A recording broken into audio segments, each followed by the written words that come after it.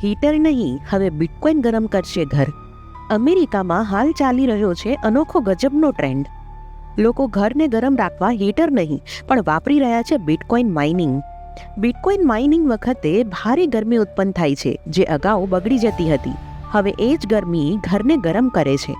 એટલે કે એક જ મશીનથી ગરમી પણ અને કમાણી પણ. રિપોર્ટ મુજબ બિટકોઇન માઇનિંગ ઇન્ડસ્ટ્રી વર્ષની 100 ટેરાવોટ કલાકે ગરમી ઉત્પન્ન કરે છે, જે આખું ફિનલેન્ડ ગરમ રાખી શકે.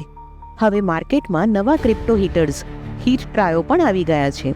કિંમત લગભગ $900. તે હીટર જેમ કામ કરે છે અને સાથે જ બિટકોઇન માઇન પણ કરે છે. એકદમ ડબલ ફાયદો.